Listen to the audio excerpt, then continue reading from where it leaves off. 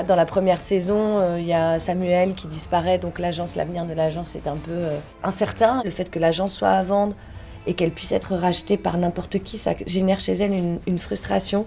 Il y a un nouveau personnage et c'est vrai que non seulement il va avoir une influence sur la vie de tous les agents dans l'agence, mais particulièrement sur la sienne, puisqu'ils ont un rapport, c'est chien et chat.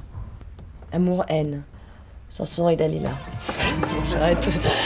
Et donc Hicham qui a vécu à Londres à partir de ses 18 ans et qui a fait son affaire là-bas et qui s'est enrichi là-bas.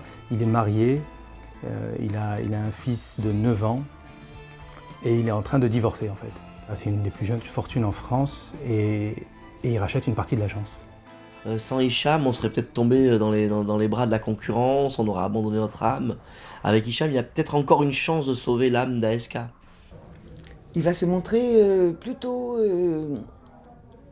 agréable avec Arlette.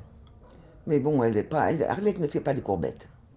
Donc je suis quand même assez bienveillant, même si je vois bien que ça perturbe beaucoup Andrea et que ça perturbe également Mathias, qui a du mal à supporter l'idée d'avoir un patron. Ça tirait bien. Je vous entends le calis de mon bureau là. On n'a qu'à dire que tu étais venu pour leur dire un truc. On l'a vu dans la première saison être presque à la limite de racheter l'agence. Puis les choses ne se sont pas passées comme elles auraient dû se passer. Et finalement, seconde saison, on voit Mathias être en pleine tempête à tout point de vue, et professionnel, et affective, familiale. Ça fait une écoute qui est un peu flotte, qui se balade un peu. Tu vois ce que je veux dire? Je pense qu'il faut qu'il te harponne dès la première phrase. Elle va materner un peu son père dans la saison 2. Il va avoir besoin d'elle un peu plus. Et elle, je pense qu'elle se détend avec sa quête de reconnaissance. Elle se sacrifie pour sauver son père, ça c'est sûr. Action! Alors? Il a dit quoi, Hartmann? C'est bon, il veut bien voir Adjani. Attends, on est d'accord que cette association elle est complètement démente, non? On a envie de le voir ce film. Ouais, carrément. Du coup, je m'occupe d'organiser le rendez-vous. Je le fais tout de suite. C'est moi qui m'en charge. Non. Attends, tu seras pas assistante dans la mortelle, toi?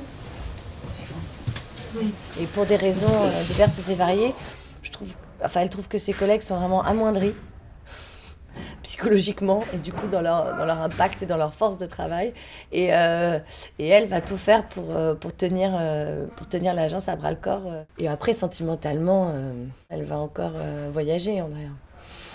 Il a certainement une part plus sombre en lui, et cette part plus sombre elle va exister un petit peu en deuxième saison. Les situations vont l'obliger à aller chercher un peu des retranchements, quoi.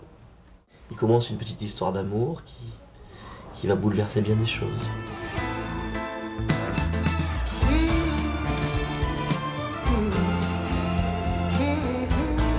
J'ai été la femme, quelqu'un qui est devenu une icône.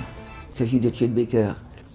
Et cette fois-ci, on m'a demandé si je voulais bien qu'on parle de Chet dans l'épisode et de ma relation avec lui. Et cette fois-ci, j'ai dit oui. Il y a une histoire de compétition et de jalousie entre Guy Marchand et Chet Baker.